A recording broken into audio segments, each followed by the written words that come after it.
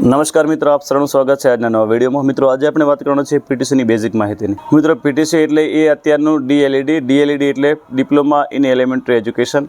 આ એ જ છે જે પ્રાથમિક શિક્ષણનો ડિપ્લોમા કોર્સ છે, જેને જૂના સમયમાં પીટીસી કહેતા હતા, અત્યારે એને ડીએલઈડી કહે છે।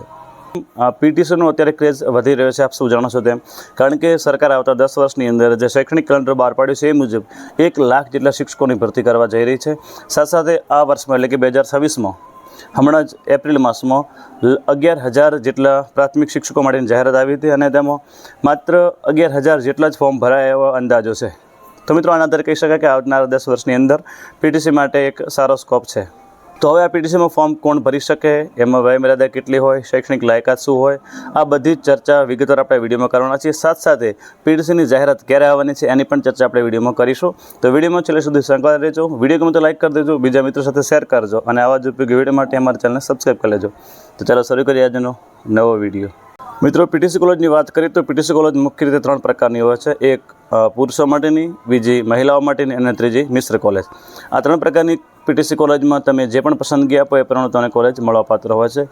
હવે મિત્રો પીટીસી કોલેજના માધ્યમોની વાત કરીએ તો પીટીસી કોલેજ ગુજરાતી માધ્યમ, હિન્દી માધ્યમ, અંગ્રેજી માધ્યમ, ઉર્દૂ, મરાઠી એવા અલગ અલગ માધ્યમો તમે પીટીસી કોલેજ કરી શકો છો।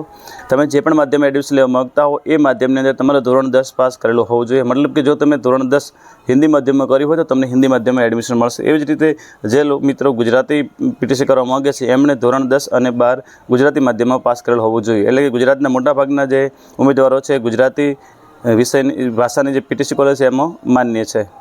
પીટીસીની શૈક્ષણિક લાયકાતની વાત કરીએ તો ઉમેદવાર ઓછામાં ઓછો 12 પાસ હોવો જોઈએ અને સરકાર માન્ય બોર્ડમાંથી પરીક્ષા પાસ કરેલી હોવી જોઈએ।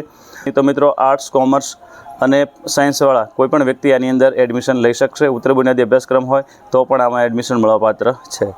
સાયન્સના વિદ્યાર્થીઓ માટે કુલ જગ્યામાંથી 30% જગ્યાઓ એમના માટે અનામત રાખવામાં આવે છે અને મિનિમમ જે માર્ક છે એડમિશન માટેના એમાં જનરલ કેટેગરી માટે 50 માર્ક અને જે SC, ST, OBC અનામત કેટેગરીના ઉમેદવારો છે એના માટે 45 ગુણ પીટીસીમાં એડમિશન લેવા માટે ફરજિયાત છે। પરંતુ આની જે પ્રક્રિયા જે છે પહેલાં દરેક કોલેજ વાઇઝ વચ્ચેના ગાળામાં થતી હતી, તમારે જે તે કોલેજમાં જઈને ફોર્મ ભરવાનું હતું, પરંતુ હવેથી કેન્દ્રીકૃત ભરતી થવાની છે। મતલબ કે દરેક ઉમેદવારે એક જ ફોર્મ ભરવાનું રહેશે ઓનલાઈન અને એમાંથી તમારે કોલેજો પસંદ કરવાની રહેશે। તમે જે પણ કોલેજની પસંદગી આપશો અને મેરિટ પ્રમાણે જે પણ મળવાપાત્ર હશે એ તમને કોલેજ એડમિશન મળી જશે। હવે મિત્રો વયમર્યાદાની વાત કરીએ તો જે તે વર્ષના જુલાઈ માસની 1લી તારીખે ઉમેદવારની વધુમાં વધુ 24 વર્ષ ઉંમર હોવી જોઈએ। 24 વર્ષથી વધુ ઉંમર ધરાવતો ઉમેદવાર આમાં ફોર્મ ભરી શકશે નહીં। અનામત કેટેગરીના ઉમેદવારોને 5 વર્ષની છૂટછાટ મળવાપાત્ર છે।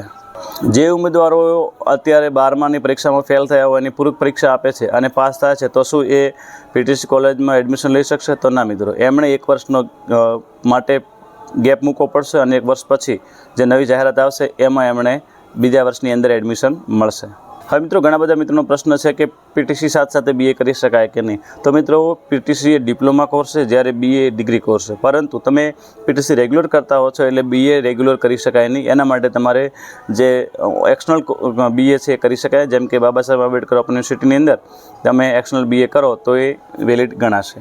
મિત્રો હવે વાત કરીએ પીટીસીનું એડમિશન ક્યારે શરૂ થશે। તો મિત્રો અત્યારે જે મળતી માહિતી મુજબ આવનાર 22 મે આસપાસના સમયગાળામાં પીટીસીની એડમિશનની જાહેરાત આવી જશે, જેમાં અત્યારે જે સરકારે મંજૂરી આપી છે એવી 102 જેવી કોલેજો છે, એમાં હજી પણ કદાચ એની કોલેજો વધી શકે છે। તો જે પણ કોલેજો હશે એ તમારે ઓનલાઈન બતાવશે, તમારે ફોર્મ ભરો ત્યારે એમાંથી ચોઈસ આપવાનું રહેશે અને મેરિટના આધારે તમને એ કોલેજ મળવાપાત્ર થશે। તો મિત્રો આશા રાખું છું વિડીયો ગમ્યો હશે, વિડીયો ગમે તો લાઈક કરી દેજો, બીજા મિત્રો સાથે શેર કરજો અને આવા જ ઉપયોગી વિડીયો માટે અમારી ચેનલ સબસ્ક્રાઈબ કરી લેજો। ફરી મળીશું એક નવા વિડીયો સાથે, નવી માહિતી સાથે। ત્યાં સુધી આપ સૌ મિત્રોને જય માતાજી, જય હિન્દ, જય ભારત।